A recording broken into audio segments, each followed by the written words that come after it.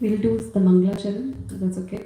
Om Agyanti Mirandhasya Gyananjana Shalakya Chakshurunmilitam Yena Tasmai Shri Gurave Namaha Shri Chaitanya Manobhishtam Sthapitam Yena Bhutale Swayam Rupa Kamayam Dadati Swakatantikam Vandeham Shri Guru Shri Uttapadakamalam Shri Gurun Vaishnavanscha Shri Rupam Sagrajatam Sahadana Raghunathanvitam Tansajeevam Sadavaitam Savadutam Darjana Sahita Krishna Chaitanya Devam Shri Radha Krishna Padan Sahadana Shri Lalita Shri Vishakhavitanshcha Jai Shri Krishna Chaitanya Prabhu Nityananda Shri Advaita Gadadhar Shri Vasati Gaur Bhaktivinoda Tapta Kanchana Gaurangi Radhe Vrindavaneshwari Vrishabhanu Sute Devi Pranamami Hari Priye He Krishna Karuna Sindhu Deenabandhu Jagatpate Gopesh Gopika Kanda Radha Karita Namostute Hare Krishna Krishna Krishna Hare Hare Hare Ram Ram Hare Hare Hare Krishna Krishna Krishna Hare Hare Hare Ram Ram Hare Hare Hare Krishna Krishna Krishna Hare Hare Hare Ram Ram Hare Hare. Shri Panchatattva Bhagwan ki Jai. So I understand that we were discussing chapter 6. Was there anybody in the last lecture that Manu Prabhu took?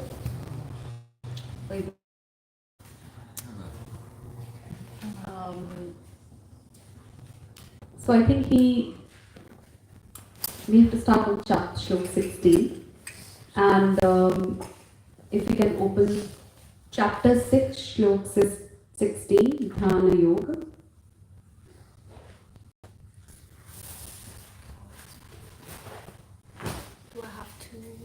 Share this? Share as in any chat? No. If you don't have, if someone doesn't have the book, they can open it on their phones. It is Bhagavad Gita chapter 6.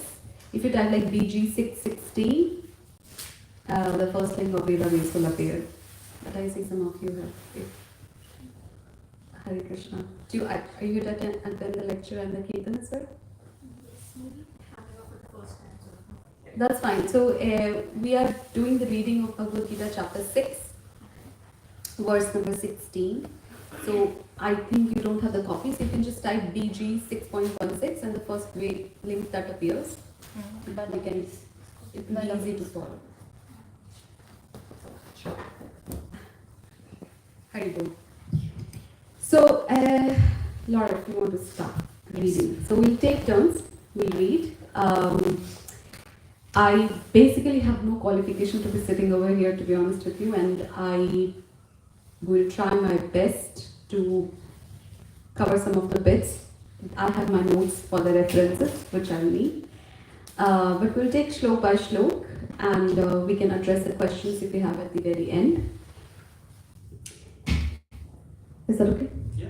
Alright. So I'll just point out, because we are the only few people, we can take turns to read the shlok and the meaning and the purport, and then I'll expand on them a bit. Okay? Laura Mataji, you want to start? Yes.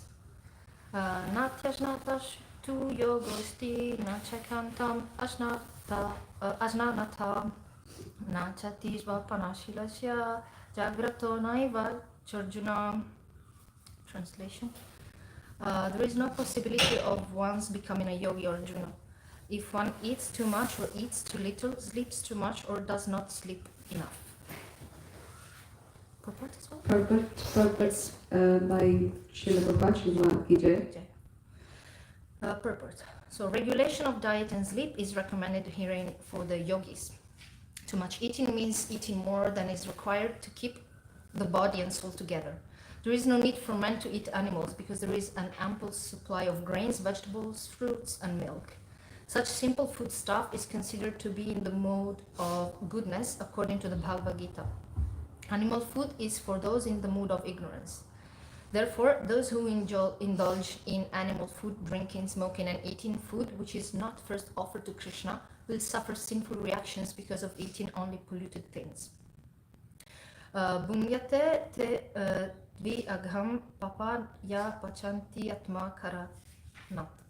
Anyone who eats for sense pleasure or cooks for himself, not offering his food to Krishna, it's only sin. One who eats sin and eats more than it's allotted to him cannot execute perfect yoga. It is best that one eat only the remnants of foodstuff offered to Krishna. A person in Krishna consciousness does not eat anything which is not first offered to Krishna. Therefore, only the Krishna conscious person can attain perfection in yoga practice. Nor can one who officially abstains from eating, manufacturing his own personal process of fasting, practice yoga. The Krishna conscious person observes fasting as it is recommended in the scriptures. He does not fast or eat more than is required, and he is thus competent to perform yoga practice. One who eats more than required will dream very much while sleeping, and he must consequently sleep more than is required. One should not sleep more than 6 hours daily. One who sleeps more than 6 hours out of 24 is certainly influenced by the mode of ignorance. A person in the mode of ignorance is lazy and prone to sleep a great deal. Such a person cannot perform yoga. Hare Krishna. Hare Krishna. So there are a lot of important things that we see in this verse. Importance of what?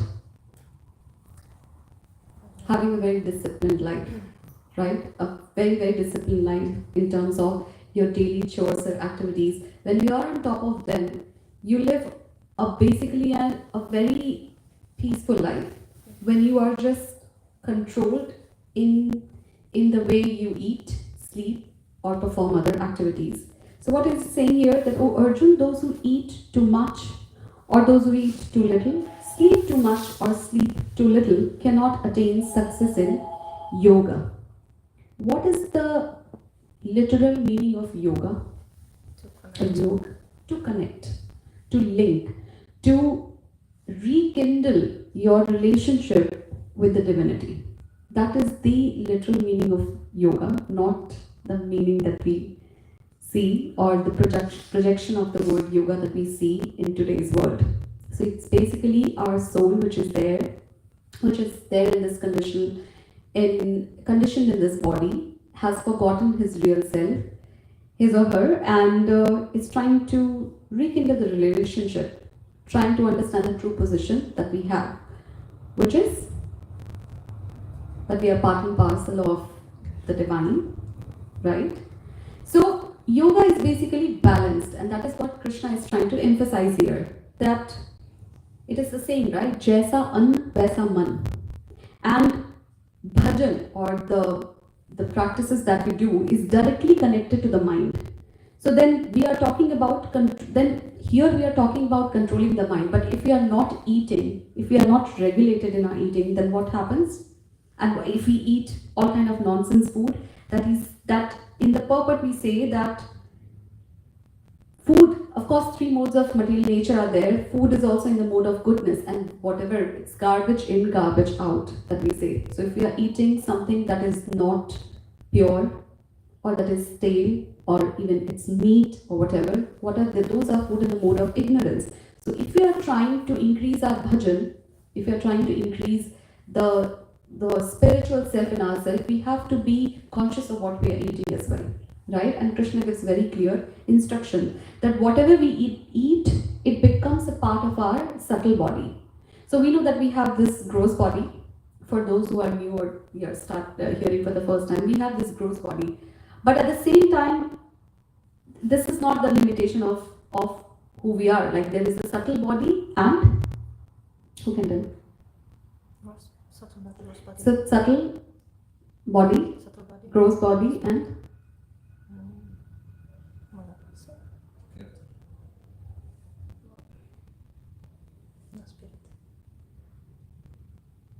mind. Mind. What are the three forms of, why am I forgetting this? If you can check for me. So there is subtle body, that is, and then there is mind. Which basically, when it is said that we pass on, what carries with us is our own karma. And how does it go? It goes through our subtle body. So whatever we eat, it becomes part of our subtle body, and that's where the thoughts are created, or how you. So yeah. So Ishwar Puri Das Prabhuji ki jai. Yes. So mind, soul, subtle body, and gross body. It is. Right? So if we sleep less, what happens in our day-to-day activity? If we sleep less, we become crazy, isn't it? We are not able to function properly. And if we sleep more, lazy. We are very lazy. We are very slow to do our things. So Krishna gives some instructions and regulations of how we should be conducting our day. There are many people you will come across who will say, if you are doing bhajan, or if you are taking the path of spirituality, body is not something that you should be taking care of. But that's not the case. Vedas do not instruct that, basically, because so take care of the soul, not the body. We are the soul, not the body. But that's not the point. There is this phrase which is called Tanu Dinu Bhajan Veda Nahi Varan. That without taking care of your body, you cannot really do a proper bhajan. We can realize that. So Vedas do not recommend that we ignore the body while engaging in the spiritual activities. In fact, they instruct us to take utmost good care of our body in terms of eating well, sleeping well, doing some physical activities properly. And that is the emphasis that Krishna is telling in this verse. Make sense? Balance is a must. We see a lot of motivational speakers speaking a lot about how you should be balancing, how you should be able to balance your day and everything. But it's clearly written in this verse that it's important that you have a proper schedule, you properly, and you not only eat just for the sake of it. Like, especially in the Vaishnav tradition, we cook food and then first we offer it to Krishna with a tulsi leaf, and then once that food becomes prasad, we take it, right? Because it says that it goes beyond the three modes of nature. Okay, I know some of the bits might be very because it's new for you, but this is one of the chapters, and I would encourage that if you don't have a copy, get a copy of Gita and read it. It will be easy to understand. Okay? Alright. Whenever we want to read next. No? Okay. Do you want to know? Yeah. युक्ताहार विहारस्य युक्तचेतस्य कर्मसु युक्तस्वप्नावबोधस्य योगो भवति दुःखः. Translation: He who is regulated in his habits of eating, sleeping, recreation and work can mitigate all material pains by practicing the yoga system. Purport: Extravagance in the matter of eating, sleeping, defending and mating, which are demands of the body, can block advancement in the practice of yoga. As far as eating is concerned, it can be regulated only when one is practiced to take and accept prasadam, sanctified food. Lord Krishna is offered, according to the Bhagavad Gita 9.26, vegetables, flowers, fruits, grains, milk, etc.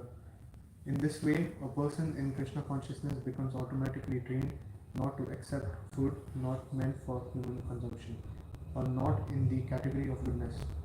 As far as sleeping is concerned, a Krishna conscious person is always alert in the discharge of his duties in Krishna consciousness, and therefore any unnecessary time spent sleeping is considered a great loss. Avyartha kalatvam. A Krishna conscious person cannot bear to pass a minute of his life without being engaged in the service of the Lord. Therefore, his sleeping is kept to a minimum. His ideal in this respect is Srila Rupa Goswami, who was always engaged in the service of Krishna and who could not sleep more than 2 hours a day, and sometimes not even that. Thakura Haridasa would not even accept prasadam nor even sleep for a moment without finishing his daily routine of chanting with his beads 300,000 names. As far as work is concerned, a Krishna conscious person does not do anything which is not connected with Krishna's interest, and thus his work is always regulated and is untainted by sense gratification.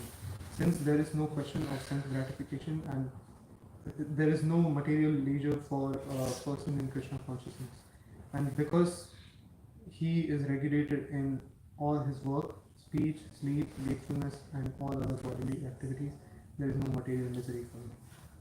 Thank you. So, very famous verse. Someone can, if you want to memorize it, you can. It's one of the verses that generally we memorize and repeat. So, those who are regulated in his habits of eating, sleeping, recreation, and work, it is saying that those who are temperate in their eating, in their recreation, they are balanced in work, they are regulated in sleep, they can mitigate all sorrows by practicing yoga. And I mean, the point here is that one may question, those who are new, you may question like why exactly it is required. As in when we grow, we understand that the importance of discipline. Even if like in army, there is a proper set routine that you have to get up, you have to do your chores, you have to complete your activities, and then the day start about. Why it is so important? Why not everybody just do however they feel like? Because there is a sense of order. A sense of order is created in this world as well. The sun sets at a particular time and rises at a particular time. What if the sun decides, no, I don't want to get out today and stay at home? How will it feel? Life is dependent, like the plant life is dependent on sunlight, right? So there is a sense of discipline, sense of order. Discipline brings order in the life. And even Krishna, when he spoke Gita 5,000 years ago, he emphasized that how important it is even if you want to progress in your material life, a sense of discipline is required, isn't it? That you have to go to office at a particular time. Imagine if someone wants to progress in the spiritual life, right? And why exactly it is that, why am I doing this? When we say spiritual life, because Vedas and the scriptures confirm that we take birth in the form of human form. And how it is important? Can someone shed light? Why it is important, that how great an opportunity is to be born into a human form of life. So that we can chant Holy Name. Yes. So that we understand that we are not this body, we are souls, we are eternal, we have that eternal bliss in ourselves. There is, in this temporary world, we are suffering, but we have a home where there is an eternal bliss is there. That's our real home where we have to return. And it is like a ship that will help us sail this material world. But how do you do it?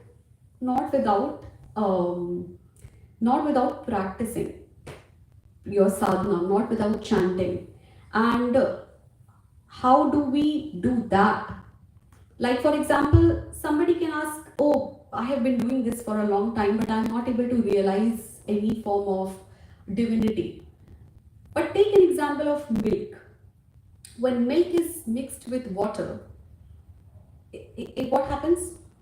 It merges. Do you see any difference? Like, if I mix milk with a little bit of water, will you be able to tell the difference that I have added something to it? No.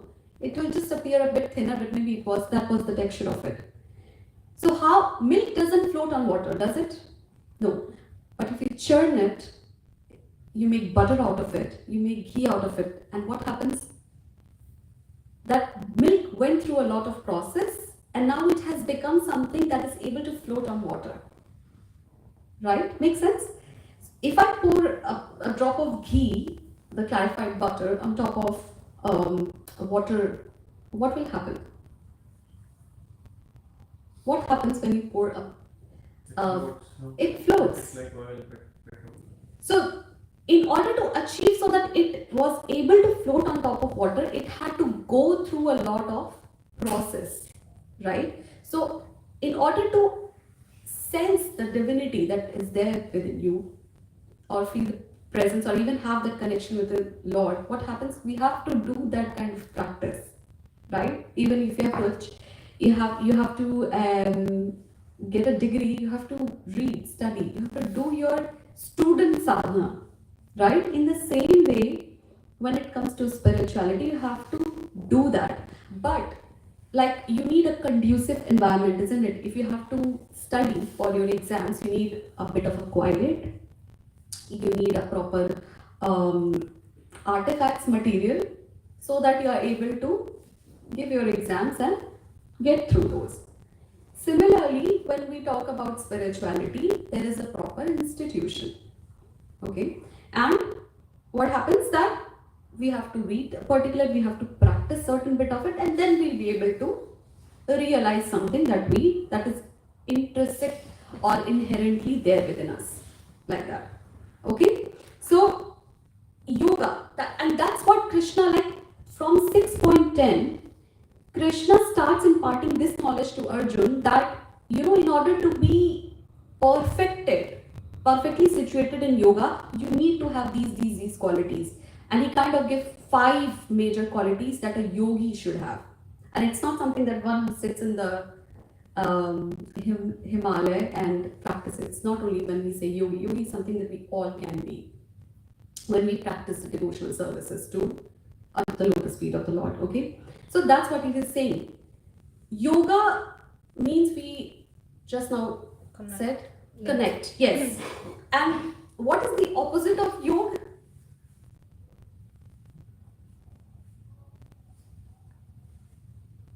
The opposite of yoga is bhog, that which violates the natural law of the body.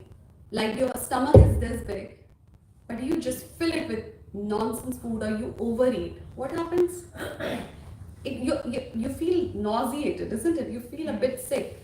Why exactly? Because your natural ability or appetite was this much, but you just overate. A natural sequence, a natural time or number of hours to get some sleep and then feel refreshed might be 6 to 8 hours for a person, but then you slept for 10 hours, right? What happens? You don't really feel very good about it, because you are just playing with the natural laws of the body. And then what happens? The rogue appears. So it's like yoga, if you are not doing properly, then you are doing what? Vogue, like lot of unnecessarily consumption of things that is against the natural law of the body. And then what happens? Rogue, the diseases start appearing in your body. And now people have been vocal about it, that you should eat at a proper time, you should sleep at a proper time. And this wisdom that we see people talking about these days, already there, Krishna instructed to Arjun years ago, right? So, and it is very, very important to take care of the body when we talk about doing sadhana as well. It's not like we are soul, we should not take care of body. When Lord Buddha, he was sitting in meditation and he thought, what, in order to realize the self, he gave up eating, drinking and everything. And what happens? He started feeling weak in his body, and then his mind was wavering. His mind was not able to contemplate. And then in the village that he was meditating, there were a bunch of village women going to fill water in their pots, and they were singing some bhajan, singing something, and it translates to, tanpura. It's a musical instrument. So they were just singing that, do not tighten the strings of tanpura so much that it breaks. And they constantly kept on singing. And when it reaches the ears of Lord Buddha, he started contemplating that these simple village women are so wisdomless. Why? Because he just immediately correlated that thing to what he was doing. And what it was, that he says, oh, okay, they are saying that do not tighten the strings of Tanpura so much because it will break. Similarly, do not tighten your body that much that it will break. Okay? You need to eat well, sleep well, and take care of it well. Do not make, and when it says tighten the body, do not do austerities so much. When we do fasting, what it is? Austerity it is. We are giving a break to our body from the usual. It is good for our body from the scientific perspective, from the spiritual perspective. That's a very different thing. But it's an austerity that we are doing, right? We are not feeding our mind. Our mind is saying, oh, I want food, but no. So it's a form of a sadhana also that we are doing, right? So that's how it was able to correlate, and that's what Krishna is saying in the verse, that it is very, very important that we look after our body. What we eat, we become. It's a very famous saying, and it is true. Okay? If you have any questions, I'll be able to take it at the end of the class. So we'll just progress with this normally. Okay? Alright. Who wants to read? Do you want to read? Yeah, go ahead. 18. Hare Krishna. यदा विनियतं चित्तम् आत्मने किमस्ते निस्पृहः सर्वकर्मेषु युक्ता इति उच्यते तदा. When the yogi by practice of yoga disciplines his mental activities and becomes situated in transcendence, devoid of all material desires, he is said to be well established in yoga. Perfect. The activities of the yogi are distinguished from those of an ordinary person by his characteristics: cessation from all kinds of material desires, of which sex is the chief. A perfect yogi is so well disciplined in the activities of the mind that he can no longer be disturbed by any kind of material desire. This perfectional stage can automatically be attained by persons in Krishna consciousness, as stated in Srimad Bhagavatam 9.4.18/20. Sa vai mana Krishna padarayudiro vachamesi Vaikuntha Gunvaranam Karu. Can I read from you? Yes. Okay.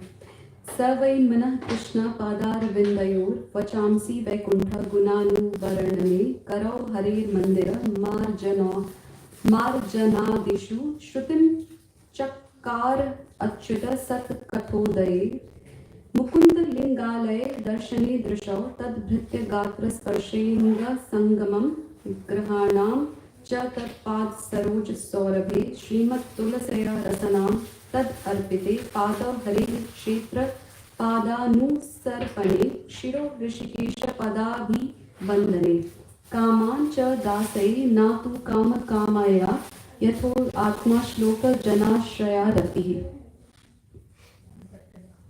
Yeah, go ahead. King Ambarika first of all engaged his mind on the lotus feet of Lord Krishna.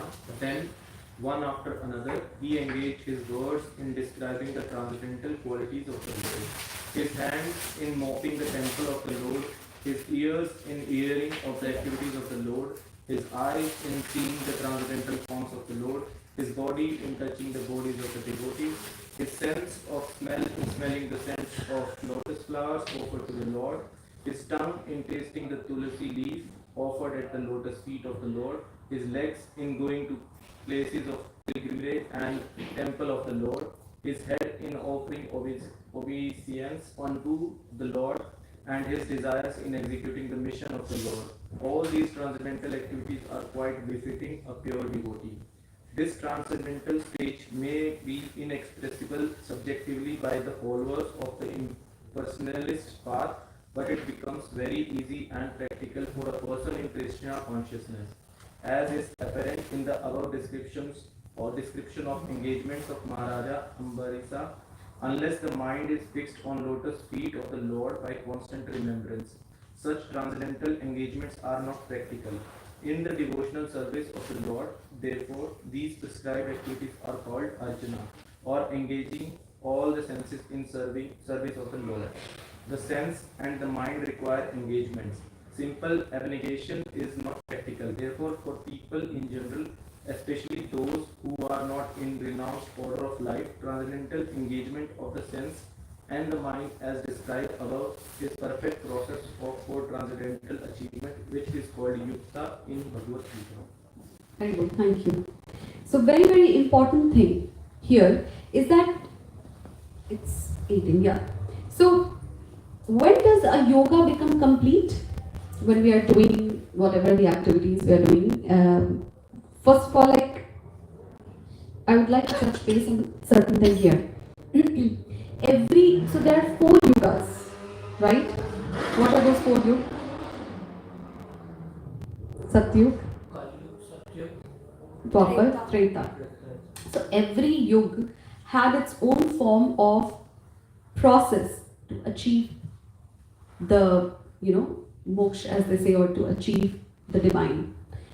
And in Kali Yuga, it is said it is just not advised. Like, how for every disease you have a certain sort of prescription. You cannot just walk into a pharmacy and say, oh, there are, I like that, the color of that box of medicine, so I'm going to have that.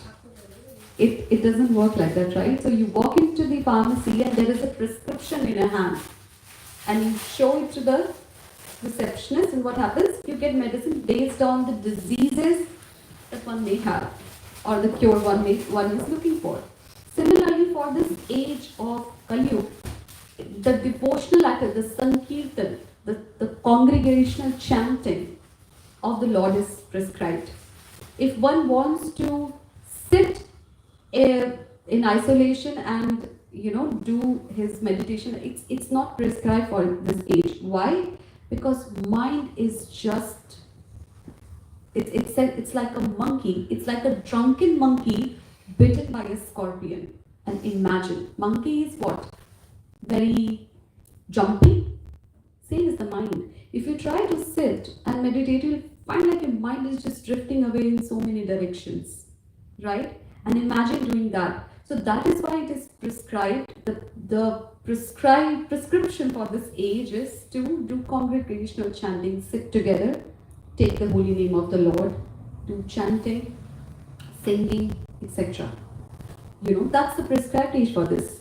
And that is why, so what Krishna is telling here is that through discipline, only we learn to withdraw the mind from selfish cravings and revert it on the unsurpassable good of the self. And such persons are said to be in yoga and are free from the yearnings of the senses. Our sense organs are constantly looking for gratification. I'm thinking about a rasgulla, so if I keep on thinking, I would just want to have it. It's called spurna. So the constant ideas or feelings that we have, it's called spurna. And once we keep on meditating on it, it becomes sankalpa. What does it mean? That I want to do it or I don't want to do it. It made 2 kinds of feelings within me, maybe positive or negative, based on the attachment that we have towards a particular object. And mind is like that, constantly looking for it. So if you want to achieve a perfection, what you have to do? You have to withdraw your senses from running from different directions and our mind and focus it towards, like when we do the chanting, it is asked is just chant and listen. So when we do the japa of the Mahamantra, all we have to do is what we are speaking, we are listening. That's all. We don't have to imagine anything else. And that's how you try to bring your mind, which is drifting in different directions, focus back to the mantra that we are chanting. So a controlled mind becomes fixed and focused exclusively on God. And in 6.47, Krishna says that of all the yogis whose mind constantly think of me, they are most dearest to me. Okay. Also, I think those who merely have just abandoned everything and go sit somewhere, they are not going to achieve anything, because mind is still not detached from the worldly objects. It is the mind that makes you Hitler or Jesus. Control the mind. I read it somewhere. Exactly, right? Your mind is what makes you. So if I leave everything like haphazardly and go and sit somewhere, my mind is still attached to the objects of the world, and it is just not possible to like focus on the Supreme. So Krishna is telling, when it is complete, when your mind, we constantly keep on, bringing back our mind back to the sadhana that we are doing. Okay? 19.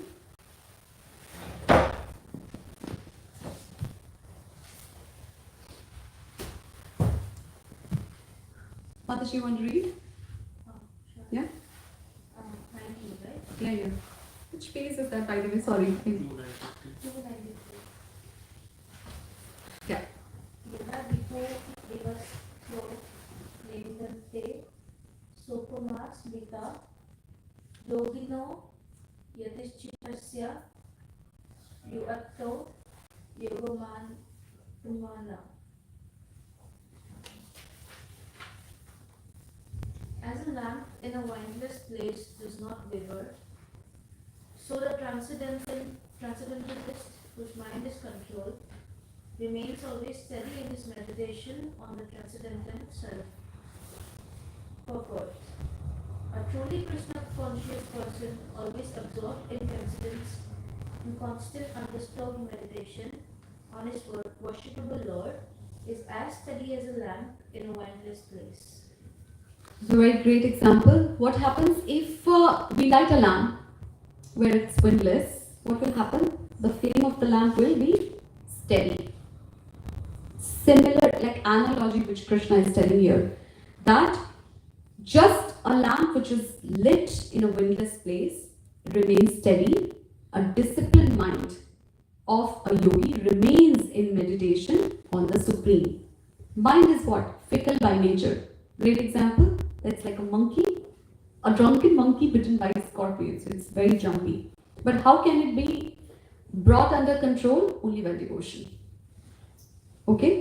And that's the analogy Krishna is telling here. Later on, Arjun will say that, what are you saying? My mind is so restless. How will I be able to achieve this? And those are conversations that he will be speaking on our behalf, because our mind is like that, isn't it? Our mind is just as jumpy as that monkey. So he'll be asking that. He's a revered devotee, and he is asking those questions on our behalf of the souls that are from the beyond. He does not need to. He's such a revered devotee, great devotee of the Lord, but Krishna has put him in that position so that he asks those questions for the benefit of us. If you read chapter 1, you will understand. It's like the setting of the scene, that why exactly Arjun is put into that position and why Krishna starts speaking Bhagavad Gita it's for our benefit. Okay? Does it make sense? We have like 20 minutes. We can take like 2-3 strokes. Okay, 2023 is a big one. Do you want to read? You can open. I can read it. It's fine. But you can like just to refer. You can. Yeah, okay. So it's like if you type BG 6.20. The first link will come of database, and you can see what exactly we are reading. Okay. So 20 to 23 is this. This is a big one. Yatro parmate chittam niruddham yoga sevaya yatra chaivatmanatmanam pashyannatmani tushyati sukham atyantikam yattad buddhi grahyam atindriyam vetti yatra na chaivayam स्थितश्चलति तत्पतः यं लब्ध्वा च परं लाभं मन्यते नाधिकं ततः यस्मिन् स्थितो न दुःखेन गुरुनामापि विचल्यते तं विद्यात् दुःखसंयोग वियोगं योगसंज्ञितम्. Meaning, in the stage of perfection called trance or samadhi, one's mind is completely restrained from material mental activities by practice of yoga. This perfection is characterized by one's ability to see the self by the pure mind and to relish and rejoice in the self. In that joyous state, one is situated in boundless transcendental happiness, realized through transcendental senses. Established thus, one never departs from the truth, and upon gaining this, he thinks there is no greater gain. Being situated in such a position, one is never shaken, even in the midst of greatest difficulty. This indeed is actual freedom from all miseries arising from material contact. Purport by Chakravarti ki jai. By practice of yoga, one becomes gradually detached from material concepts. This is the primary characteristic of the yoga principle.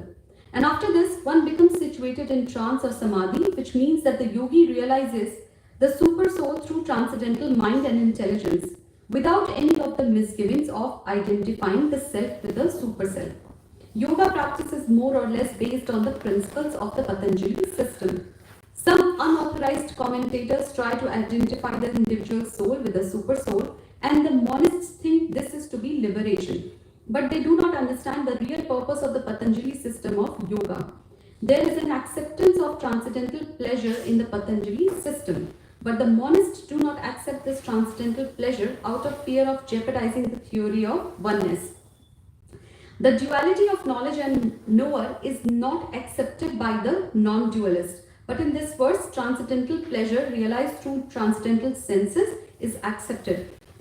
So here basically it's a very big translation, but I'll just try to go in parts. So when you see that here people say the soul merges with the super soul, that doesn't happen. Why? Because God, there is a qualitative oneness and quantitative oneness when it comes to God and us, soul or Jeev.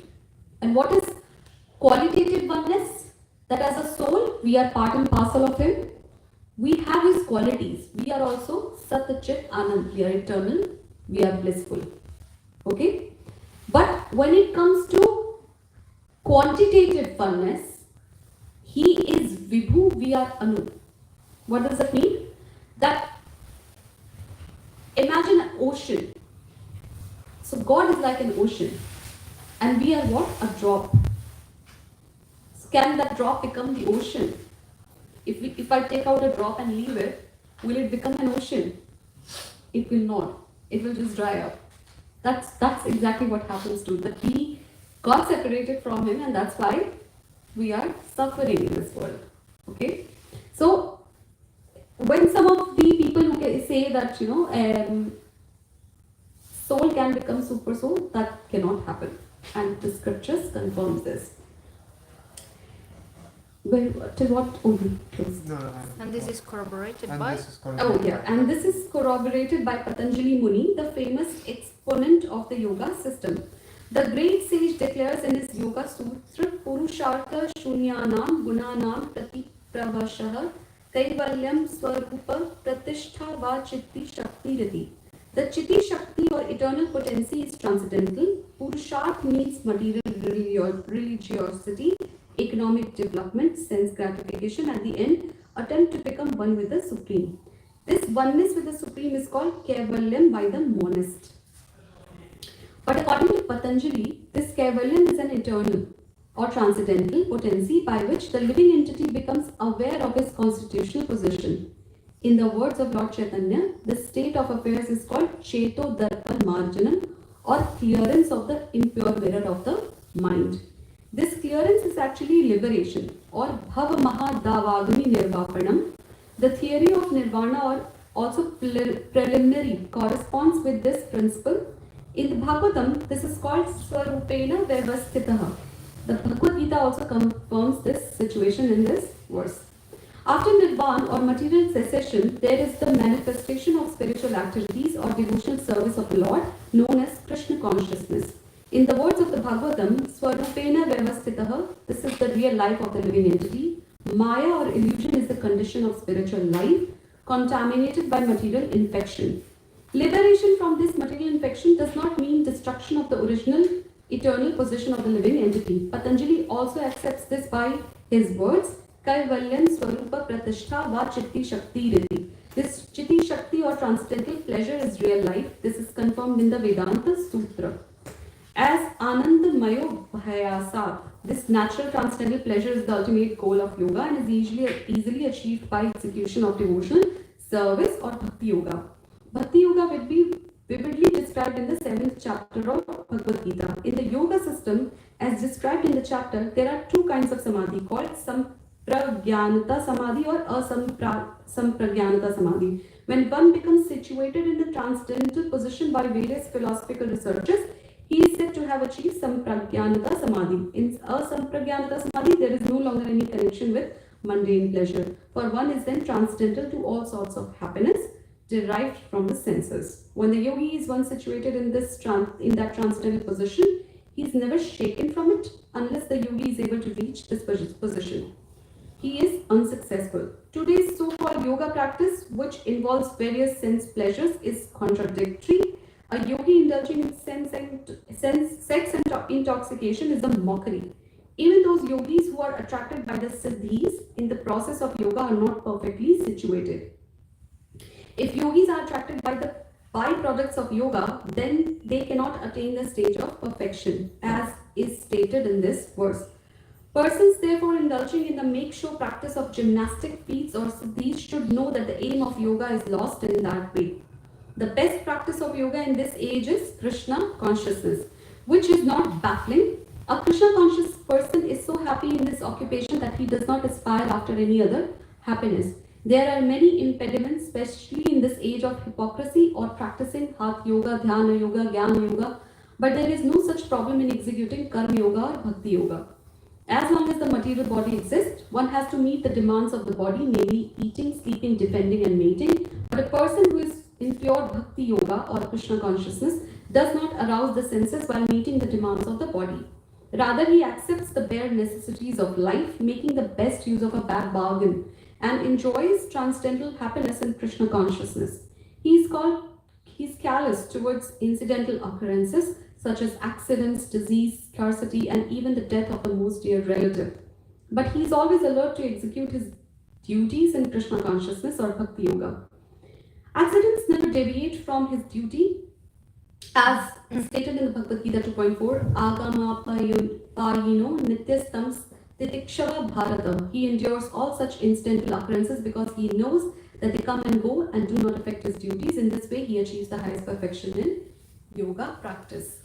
So 10 minutes, we'll just focus on, try to understand 2023. So there are a lot of elements basically which is given in this purport. That Krishna says that this world is temporary. And the situations also arise temporary. Like you see the dualities of life occurring in this world. There is profit, there is loss. There is happiness, there is distress. Right? There is troughs, crests, etc. So one who is aware of this particular thing, his mind won't waver that much. What does it mean? That if there is a happiness, eventually this is also not good. Though by nature we all want happiness to last forever, but the nature of the world is that it won't last forever. Similarly, when the misery comes, what happens? That also doesn't last forever. Does it? So constant reminder to ourselves in the bad times and good times that this shall too pass. And that is what Krishna is trying to tell here. Sorry. So Krishna again, like I said, from 6.110, he started emphasizing more on what are the qualities one should have in a yogi if he tries to be, if he's striving to be perfected in yoga or being in the develop that relationship with the Lord. And as I said, devotional activities. In the previous, in text 18, we were talking about King Ambarish. And King Ambarish, those who read, like we saw that how he is utilizing his different sense organs in the service of the Lord, right? He's just utilizing his hands to offer tulsi to the Lord. He's also utilizing hand to clap for the Lord. tongue to sing to the Lord. And there is this one very beautiful verse in Mukund Mala's throat. So Kulashekar, basically, he was a very, very revered devotee of the Lord, hailing from the south part of India. And he has written Mukund Mala's throat. Those who want to go and see, check, they can. It's actually very, very beautiful prayer written by him. And in that Mukund Mala's throat, there is this verse that he has written, which kind of says the same thing. And he says that जिह्वे कीर्तय केशवं मुररिपुं चेतो भज श्रीधरं पाणिद्वन्द्वसमरचयाच्युतकथा श्रोतद्वयं त्वं शृणु कृष्णं लोकय लोचनं द्वयहरे रक्षाङ्गियोगमालयं जिग्रघ्राणमुकुन्दपादतुलसीं मूर्धं नमातोक्षजम्. And what does it mean? That he's just requesting all of his sense organs to be engaged in the service of the Lord. And what does he start with? Jivve Kirtaya. That our tongue, just do the Kirtan of Lord Hari. Cheto, the consciousness, worship the enemy of Mura. It was a demon, against Krishna. And then nose, smell tulsi leaf, legs, go to the different dhams of Krishna or Lord Sri Hari. And heart to remember him, like that. Similarly, King Ambrish's story here is also telling the same thing. So, coming back to 20 to 23, what is Krishna telling about the yogi? That yogi rejoices in inner joy because he is able to behold the soul through purified mind. We cannot see or feel the divinity with our impure mind. How can we do that? Only when the mind is pure. Like take the example of muddy water. Water is muddy, but if we put alum or let it sit for some time, what happens? The mud settles and we are able to see the clear water. Similarly, it's for the yogi. You constantly keep on doing your practices, your sadhana, you keep on taking the names of the Lord, keep on chanting, and what happens? Your mind becomes pure and then you are able to have those realizations by yourself. So that is Krishna is trying to tell. He is also telling that in the joyous state of yoga called samadhi, one experiences supreme boundless and one never deviates from that path. So once you have, like it is said, once you have tasted honey, if I give you bitter gourd, you will be like, this is not that great. If you have never tasted honey in your life or sweetness. So having that relationship, having that divine feeling developed, it is just like tasting honey for the first time and you don't want to deviate from that path. So that is the another point that Krishna is trying to make here.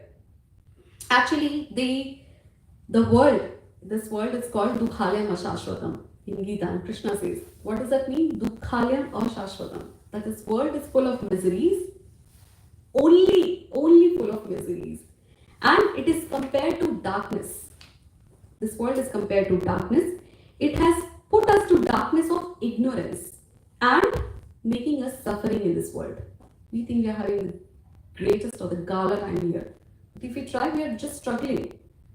We have to do so many activities. Like somewhere or the other way, you will keep on struggling. Sometimes, if you have a favorable job, you will not have a favorable spouse. If you have a favorable spouse, you will not have a favorable manager. So something or the other thing will keep on bothering us. And it does bother us, isn't it? We're always striving for the perfection. But that is the nature of the world. Even if you strive for it, there will always be something lacking. So, but the question is, so if it is that bad, how does it get dispelled? How do we dispel that darkness within us? It is when the light of goodness or when the light of divine enters, or the light of spirituality when it enters in our life, then we are able to navigate those miseries. Krishna, there is this one of the books as a Gaudiya Vaishnava, like we read, and it is called Chaitanya Charitamrita. And in that, there is a verse that I like to say that it is that Krishna Surya Saman, Maya Hai अंधकार, यहाँ कृष्णा तहाँ नहीं माया अधिकार. And that means God is like light and Maya is just like darkness. But when there is light, the darkness doesn't have the power to engulf light, isn't it? When there is light, there is light. Darkness cannot just prevail like that. Similarly, the state of yogi, when the presence of divine is there in our life, then we'll always be on the path of what? Right. Yes, that's correct.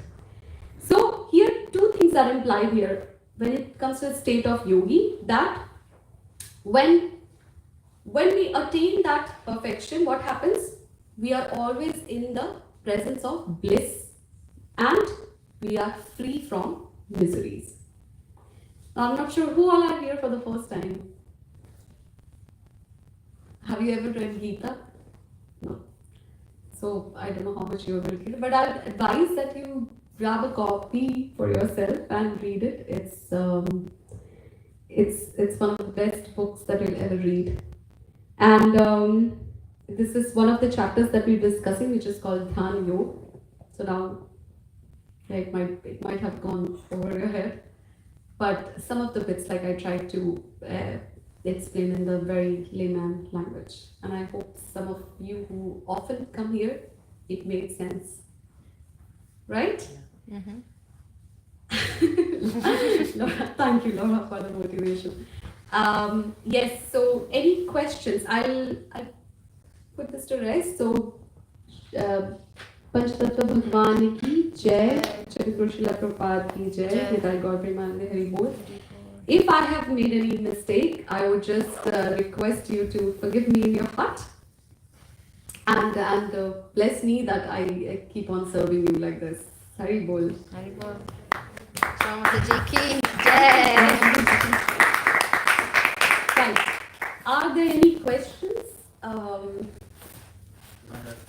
Not a question, but just to have open discussion. I will try to answer. If I do not, then more than happy to take it to senior Vaishnavas. Yeah. No, it's not a question, it's just my thought Yeah. that I have analyzed so far being attending these lectures, and Sorry, come again. Sorry. so this is my opinion or my thoughts which I am putting here, because that there are thousands or billions of thoughts going on, but if you bring only your mind to one thought, be it anything, you will be in that state of a mind, which is spirituality. Is that correct? Or So, it is, how to put it, let me think. so let me think it. Then we say Somewhat, monkey mind with a bitten scorpion. So it means there are thousands, millions of thoughts coming, but when you make it calm, you bring it one thought at a time, be it Krishna consciousness, be it you are doing your exam, be it whatever you are doing, if you are doing with single thought, then you are in that state of spirituality or, whatever you say, calmness. Okay. So is it my correlation is with you, or like It's correct. So I'm going to expand on that quickly. When you said that you're trying to bring your focus back to the mind, there are various ways of meditating. We do mantra meditation. So when we say mind is our biggest friend and worst enemy, that's correct. If, for example, if there is by any chance, if we get stuck into a negative thought, what happens? If we are not able to control our mind, trying to, by wisdom, what happens? Our mind makes us go into spiral. And we might just keep on thinking about it, and what happens? After a while, you don't even have to think about a particular thought. What happens? It comes naturally to you. He said that, she said that, I am hurt. Right? So there are two aspects of it. First is that we try to bring, there is something that mind needs to focus on. It can be the worldly thoughts or worldly objects, worldly topic of discussion, or it can be either brought to the spiritual talk that we are all sitting here and doing, right? So what we do when we do mantra meditation, mantra means man is what? Mind. And tra is to cut those thoughts that are happening. And when we constantly listen to a particular mantra or a prayer, it just keeps on coming. Our mind is detached from the world and it is focused on a certain thing. So that's how we try to bring it under control and let intellect be superior to our mind. So, buddhi, if we use our intellect to discriminate between what's good and bad and all, if we are using our intellect to run our life, we'll live a better life. Right? But if we let our mind, which is just going like having 50,000 thoughts, like, oh, for now I'm thinking, the intellect would say it is time to sleep, but the mind would say, let's do some scrolling. I have to read my daily, like do my daily reading, but mind is like, oh, maybe not today. So mind is constantly telling you not to do things that are good for you. But your intellect knows that if I have to go for a walk in the morning, it is good for our health. So there is one aspect of controlling it, right? How do you control it? Like that. And it is the nature of the mind. What was the other point? Sorry? Just to putting that like one thought. Yeah. How do you do that? That's the nature of the mind. How do you do it? By constantly doing the japa or whatever kind of meditation you like. Right. Does that answer? It was not a question. Oh, yeah, there was a comment. Yeah, sorry. Are there any more questions? Hare Krishna. Hare Krishna. Yes, please. You mentioned that things might not always be favorable for us in life. So, what does Krishna say about what can we do about those unfavorable situations? What does Krishna says about that? So, in chapter 2, Krishna has, it's like in chapter 2, if you read, like in life, he talks about the nature of this world, the dualities of life. And he is emphasizing that you cannot escape from it. The situation will be favorable at times, they will be unfavorable. But you do not have to let that enter your or affect you. But you just can't do it mechanically, by the way. Like, oh, this is hurting me, somebody said, like, no. You can't do it mechanically. How do you do it? By developing that sense of understanding or wisdom that, you know what, this is maybe temporary. Nothing is permanent in this world. And if we constantly, imagine we are going through something and we are just too much caught up in that thought, and suddenly you realize like, yeah, this is temporary, things will come around. What will happen? Our mind shifts immediately, doesn't it? So that's how we all have to, why do we revisit like Gita because mind forgets. So what do? We have to bring that wisdom, we have to fill our mind with that wisdom again and again that, okay, this is the situation, maybe things will come around. And it doesn't come around mechanically. We have to feed our mind with those spiritual thoughts, where we have to revisit our shastras to gain that wisdom. Because like we discussed this, the dualities of life will continue to exist no matter we like it or not. There's life, there is death, there is happiness, there is distress, valleys, mountains, they are all there. We can see it around. But how do we navigate it? By being conscious of that.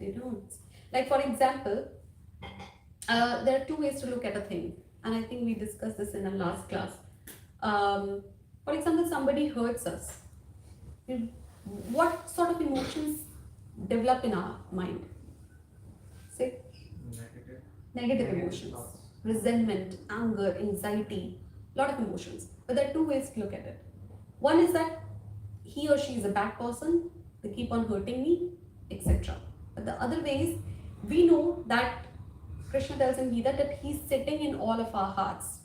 And as you progress chapter 6, it's a very, very good chapter, that it gives us this that understanding that, a person, a true spiritualist is what? Who sees God in all. So if I see and I love him, right? So if I love him and it's just practically sitting in each one of us, how can I like say bad things or, So what happens is that maybe the other way to look at it is like, oh, Krishna is sitting in the other person's heart. Maybe he has given me this situation so that I develop more patience towards the other person in life. Not to be over like, it's just the shift of mind. How it comes by practice, by constantly practice. So if I think like, oh my God, God is sitting, maybe this is the situation that I've been given to learn something out of it. Maybe to develop more resilience out of it. Our shift, our focus or our mentality towards a particular situation shifts, isn't it? Does that help? Yeah.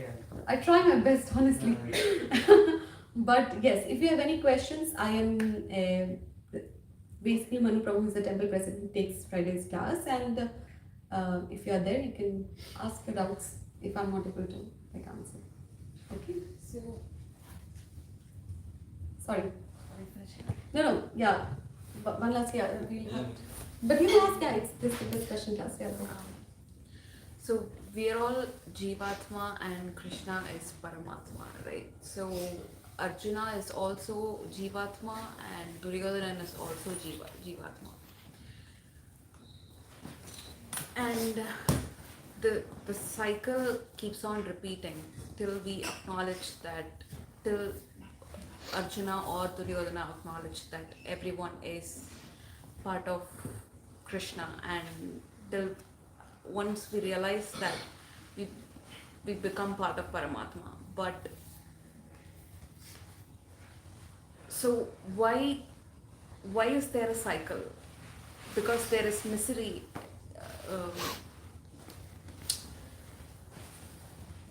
Before a person acknowledges that they are a part of Paramatma, there is a lot of misery. There is so many people in the world suffering. So why does Krishna Makes people suffer? Why does he keep the cycle going? It's What is the purpose of it? So that's a good question actually. In if you read God Shastra, the Shastra says that we are here in this world based on our own will. Krishna never wanted us to leave. God never wanted us to leave, but it is us who are like very, very adamant that we just want to. We all have our free will. There's a free will in each one of us, and I'll explain it. You all are sitting, you all had a free will to do whatever you want on Friday evening, but you, out of your free will, chose to come here, and that created some sort of karma for you. Good. In this way, I would say good karma. But there are people who just utilize their free will to do whatever they want. Like they might just go do some intoxication, they might just do whatever sort of. They're not sitting or reading or discussing about God. So there is a free will in each one of us, and people would say, oh, why does God did that to us? Not really. We all are living our life based on the karmas that we did in the past. Even a body that someone gets, it's based on the karmic things that they did in their past life. It's just, if we are sitting and reading, what is it doing to God? Nothing, right?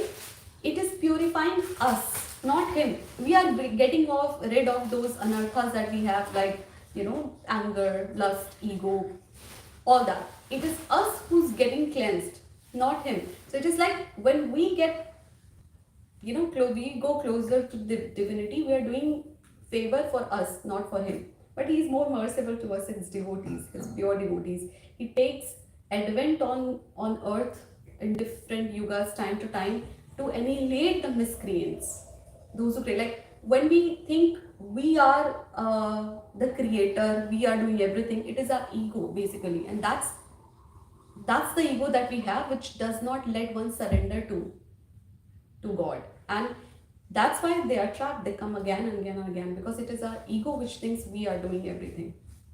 God is nothing to like. Of course, at times the hard times will be like, why does it happen to us and all? Because it is our own. We don't see it. We don't remember our past life also. Do we? No. But there are different karmas that we did for sure, and that's why we are here. So that's why the cycle goes on and on and on. Somewhat we want to live here. We don't want to exit this world. So we come here. So it is basically our desire what we want to do. That's why the creation, this whole material creation of 13 planetary system was created, because we wanted to live away from the spiritual life. That's it. Does that answer? Yes, please go ahead. I'm so sorry. The thing is that when you were reading from the paragraph, one thing that you stated is very true, that the whole world is full of despair and full of, Misery, dukhalema shashvatam, yeah. Dukkha. And the thing is, my question wanders more around what is the purpose of going through all of this misery and all of this despair, and if the purpose is to find our own purpose or create our own purpose, how does that make sense? What does Krishna say about that? Because that is a paradox, that your meaning of life is to find your meaning of life. So what is the meaning of life? Like, if all of it is misery, then what is it? What is the purpose? If what is the purpose? Well, purpose is what? I think the purpose of life is to acknowledge that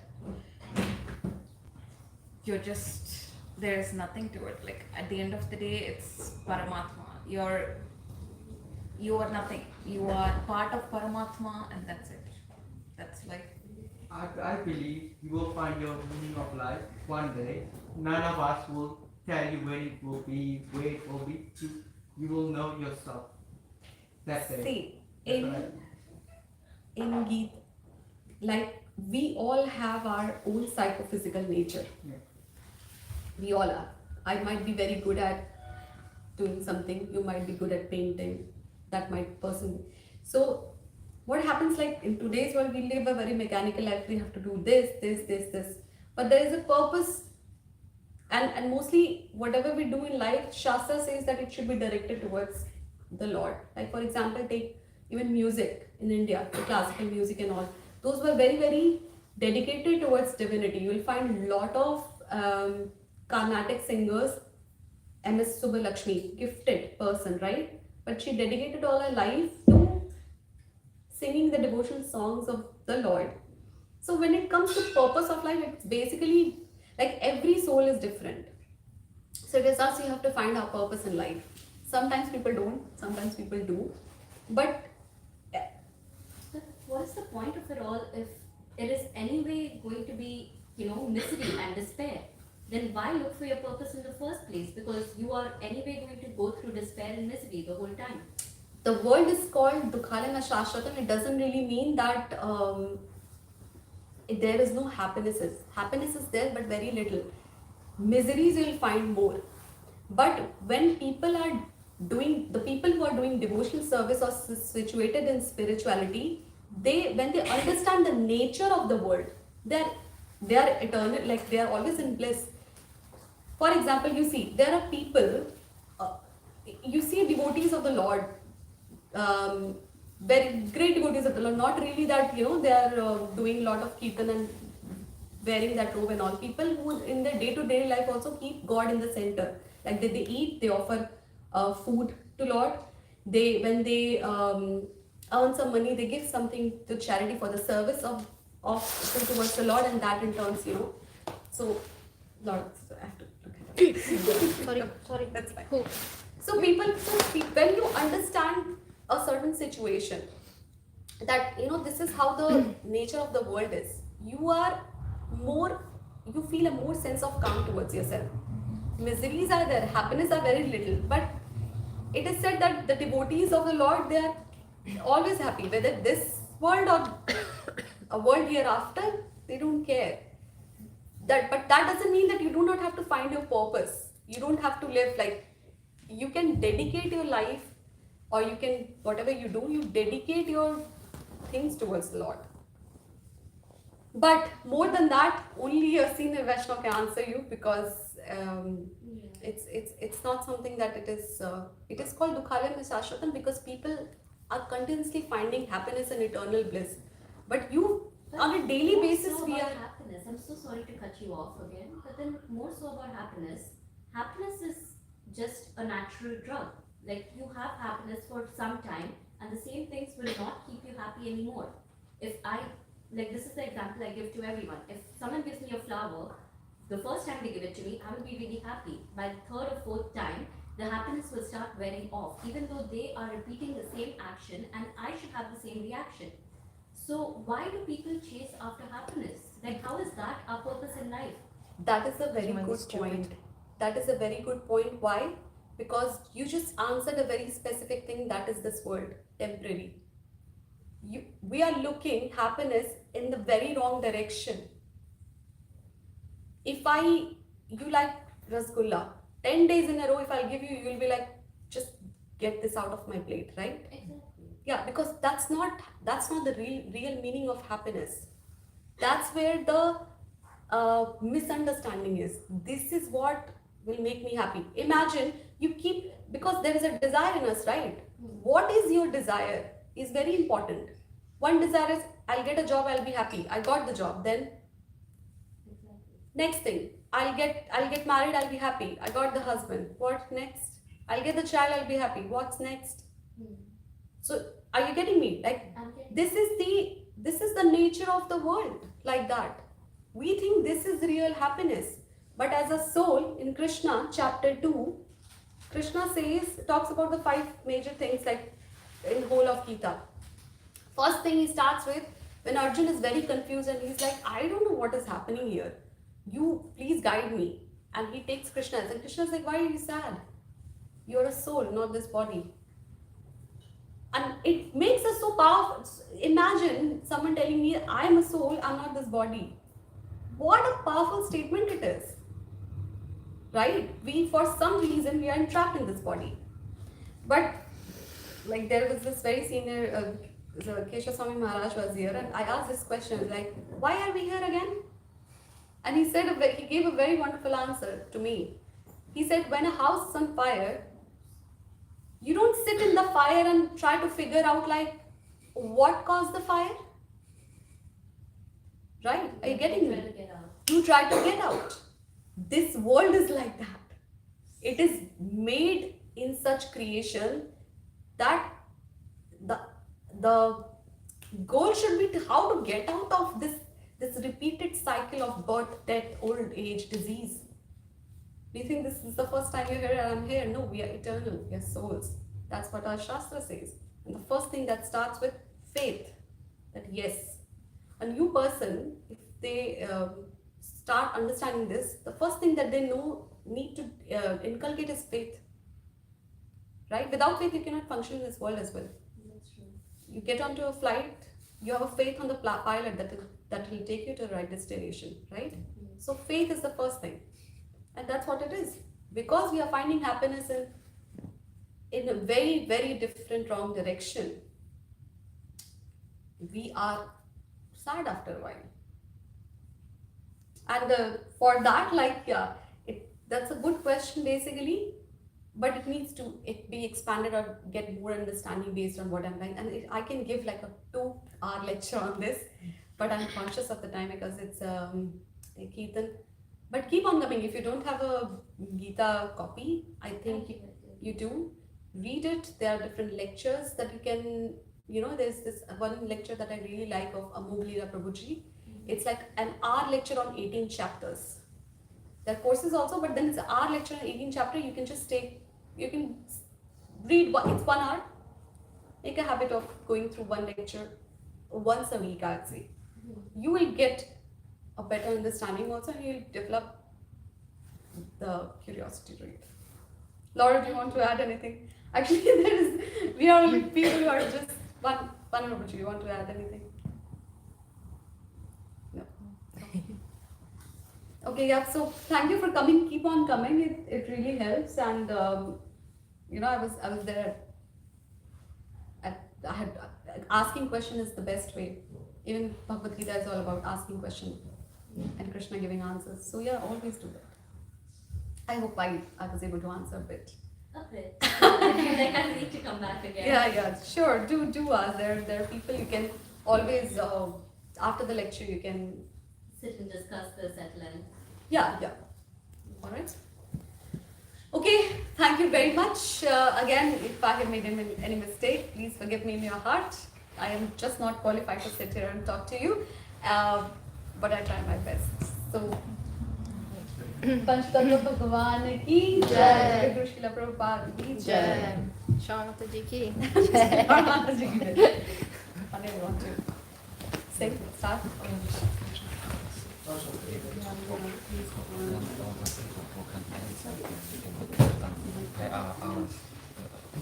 So, do you want me to sing in the gym? If you want, if you have power, you can. I am start with a A bhajan. little bit, yeah, if you want. Just a one bhajan and then maybe you pick up it. Yeah.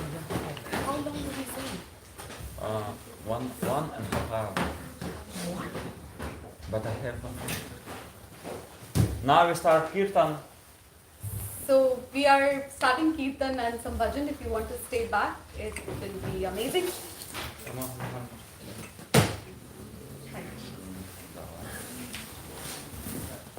I miss Jen and the Prabhu. We should have been there. Yeah. Okay. Yeah. Beautiful atmosphere. Beautiful atmosphere. Yes. Yeah. Atmosphere. Atmosphere. Do you want me to play? Yeah. Do you mind if I sing like? I'm not very good with Kirtan, but I'll sing a bhajan. Yeah, you just think as you think. He's the best musician. No, I'm the worst. Okay, let's go for this. It's actually my birthday today, so it could be a small request. Like, because Stephen is taken the Kirtan right now. So, if you could just keep me in your prayers today. Yes. What's her name? Kanchi. Kanchi. So it is Kanchi Mataji's birthday today. So we'll say Hari Bol 3 times. Hari.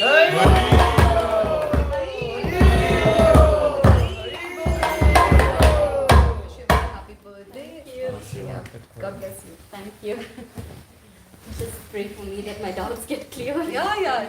Once if Krishna brings you to it, he'll get you through it. Once you understand that you are taking one step closer to death, everything is blessed. Oh my God, that's very morbid. That's actually true. That's actually It's true. every step that you are taking toward the end because the goal is there. So whatever you are doing, if you have that sense of gratification, We can just fade. You live more lighter. Yeah. that is the purpose of life. Just to Death be- is the purpose of life. Yes, Death is the end of life. It's actually a not test. it is the purpose. I think so. We are all here for one last hurdle to pass. That's it. But how we live is a different thing. But the purpose is that. Okay, what bhajan you were missing? Happy birthday. Thank you. I would say just like Namo Vishnu Padaya and then Hare Krishna. No? I don't. I was going to say any Vaishnava bhajan or something. That's fine. Go. It's good actually. It's very good, but he needs to play. Go. Whatever comes to your mind.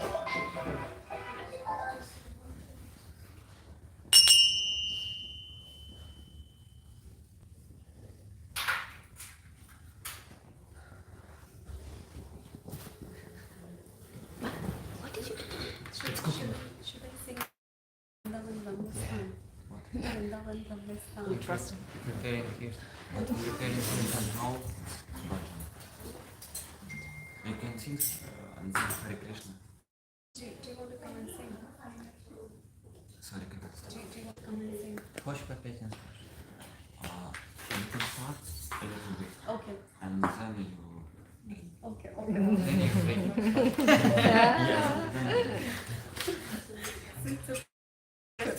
It's a trust. He can sing 5 hours non-stop. Да, Ваня, что ты It's best to secure in Ukraine. I don't speak Prabhuji, Russian. But I'll it's just some- start off and then you just take over. Oh. Very good.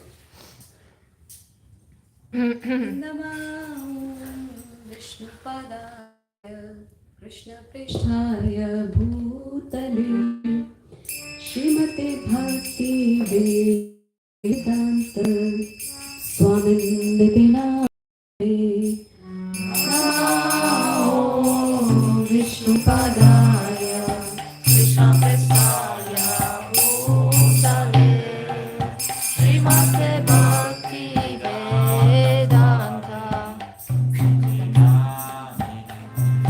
Namaste Saraswate Devi Gauravani Pracharini Nirvishashunyavadi Sarveshtarine Namaste Saraswati Deve Gauravani Pracharine Nirvishesha Shunyavadi Vachachadeshatarine Jai Shri Krishna Chaitanya Prabhu Nityananda Shri Advaita Gadadhar Shivasari Gaur Bhaktavrinda Jai Shri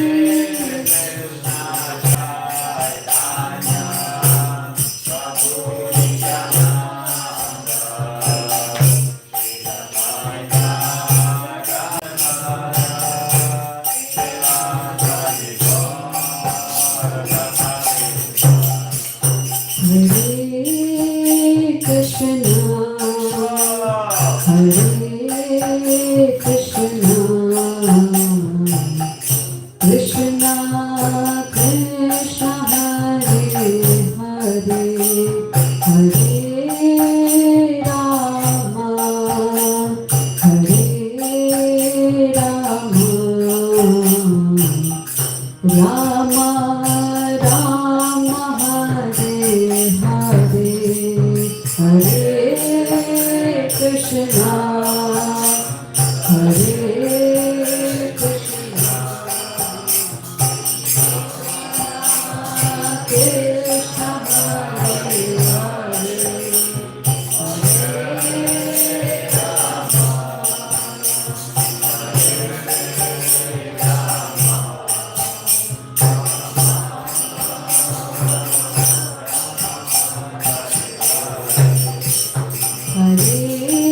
Hare Krishna, Hare Krishna,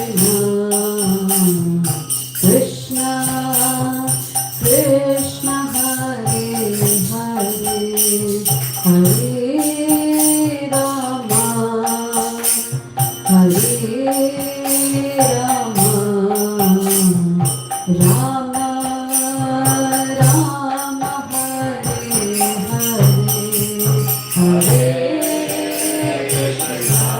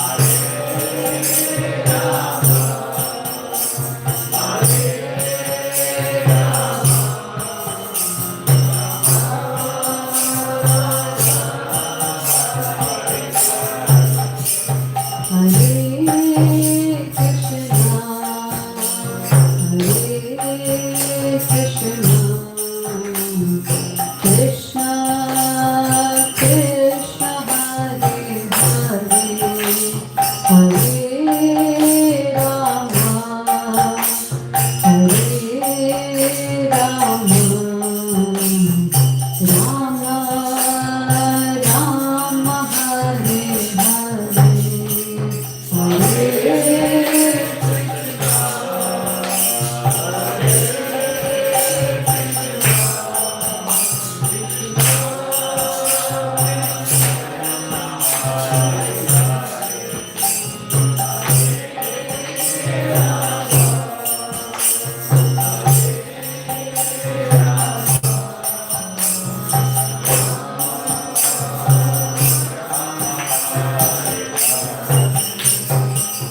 Hare Krishna, Hare Krishna, Krishna Krishna, Hare Hare, Hare Rama, Hare Rama, Rama Rama, Hare Hare, Hare Krishna, Hare Krishna.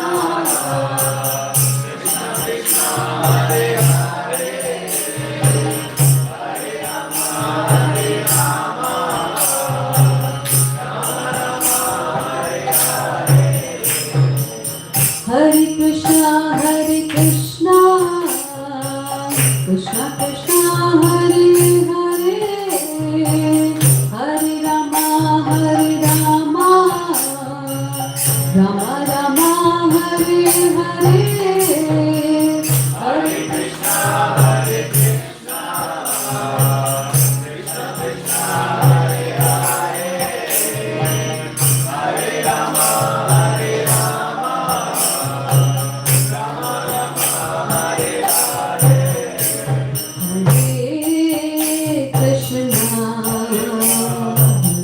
Krishna, Krishna Krishna, Hare Hare, Hare Rama, Hare Rama, Rama Rama, Hare Hare, Hare Krishna, Hare Krishna,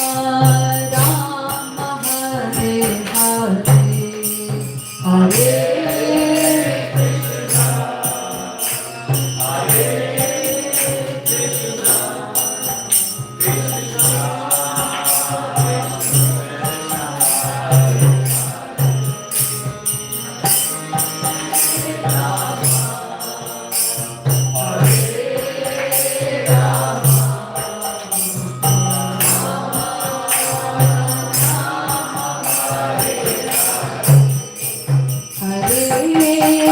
Krishna,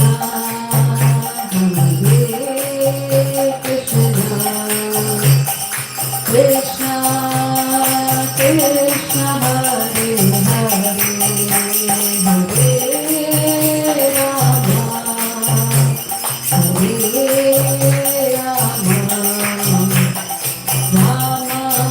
Hare Rama, Hare Rama, Rama Rama, Hare Hare, Hare Krishna, Hare Krishna,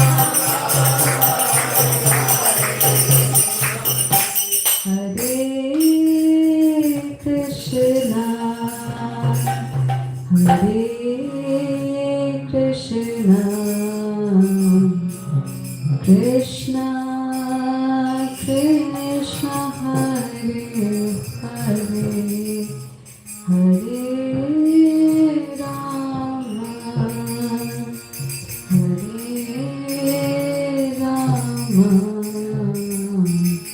Rama Rama, Hare Hare, Hare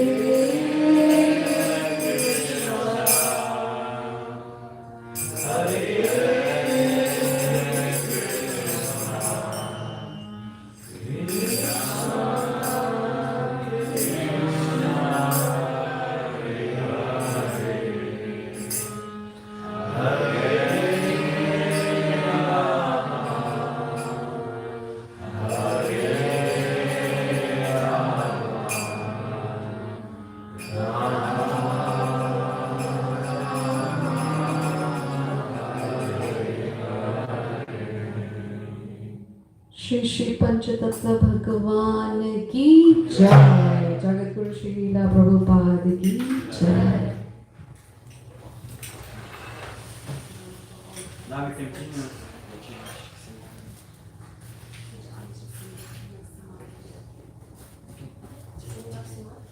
Exactly.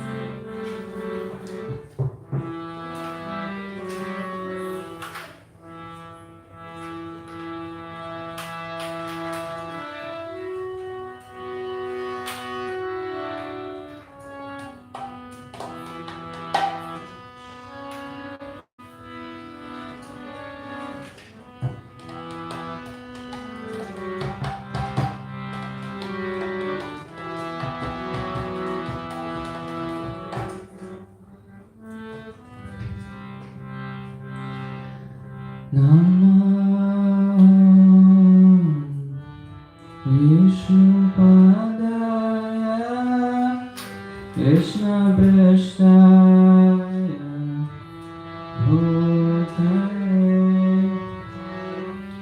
Srimate Bhakti Vedanta Swami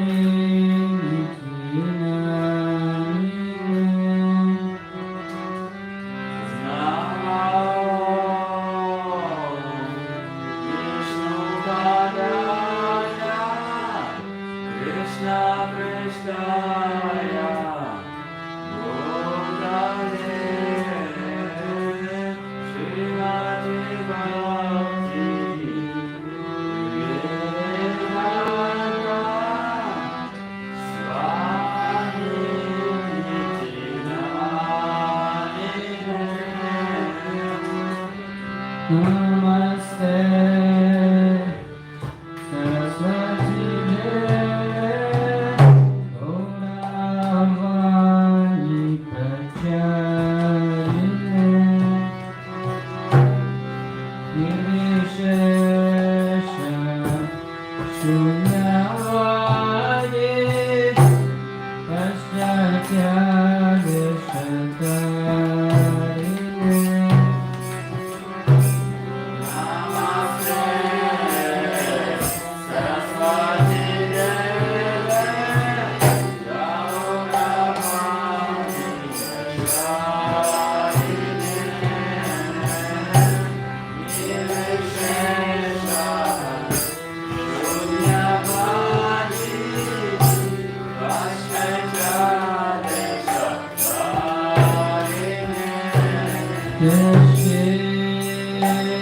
Krishna Chaitanya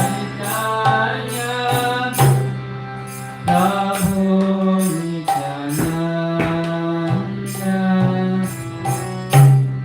Shri Advaita Gadadhar Srivasadi Gauravatarindra Shri Krishna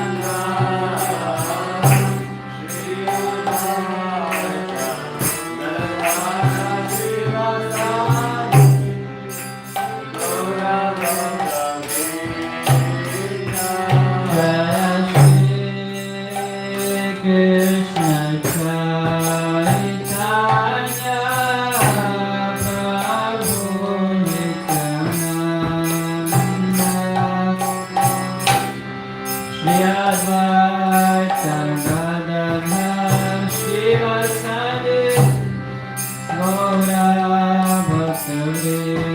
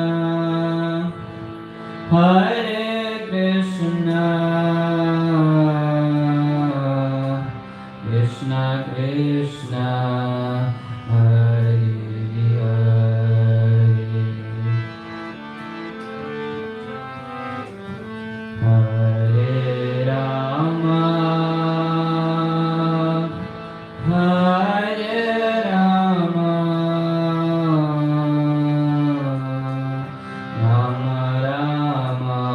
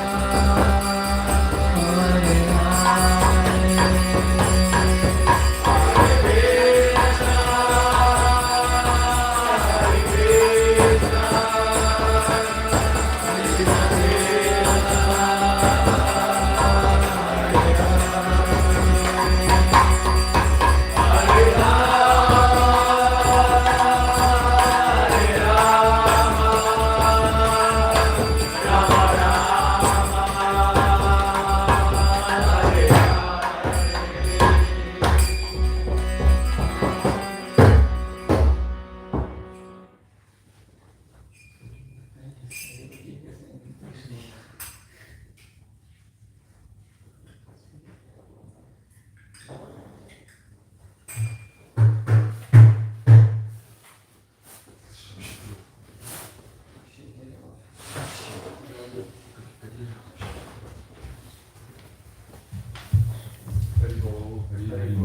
Krishna.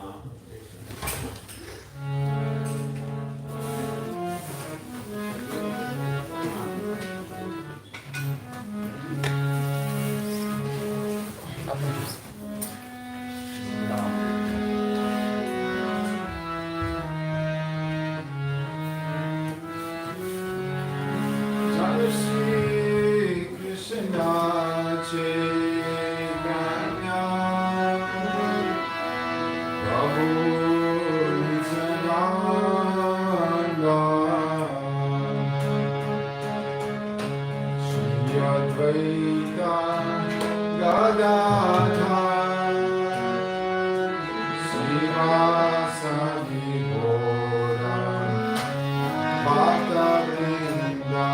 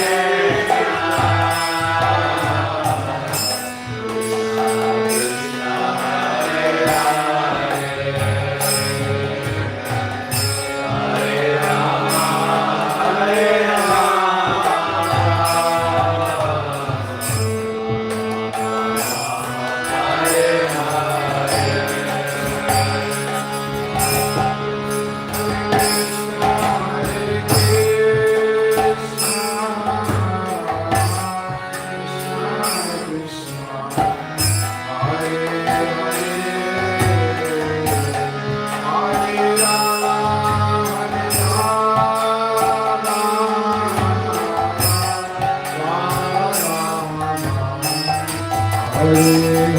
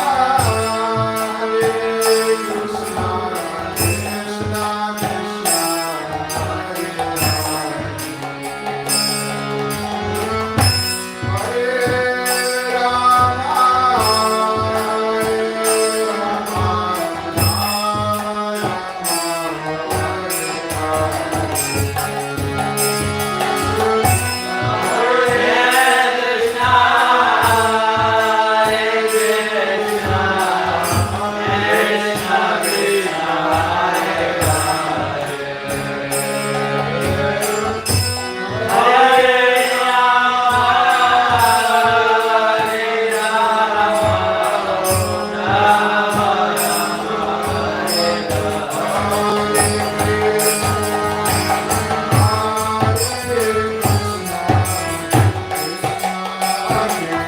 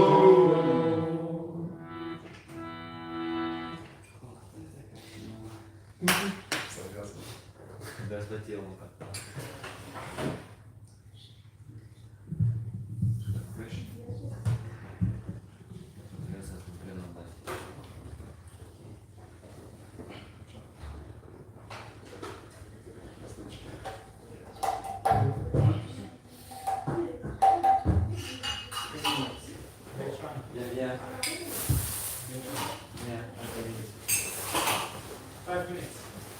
Yeah, next, next.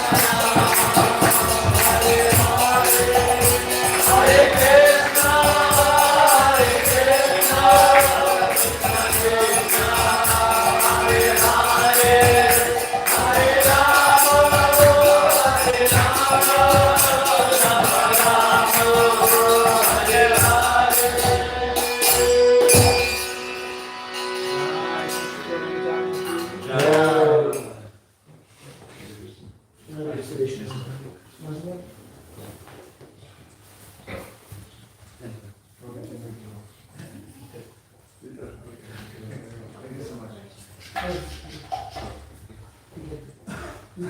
going to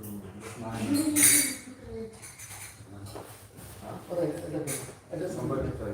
Somebody like a lot of you like. Yes.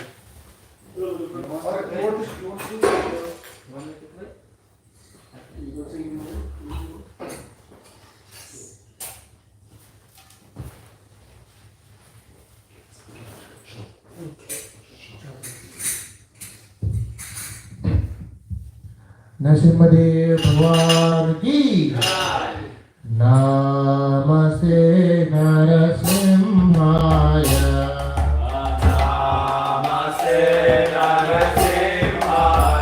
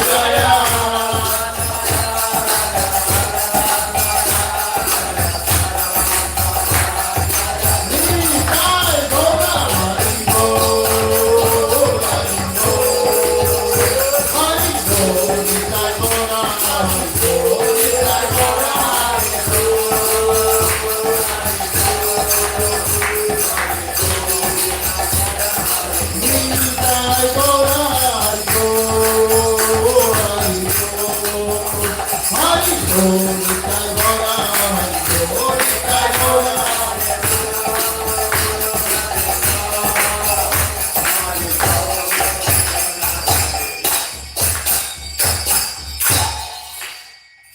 गौर प्रेमानंदे नरसिम्हदेव भगवान की प्रहलाद महाराज की पंचतत्व की गौर प्रेमानंदे हरि ओम हरिनाम संकीर्तन की जय।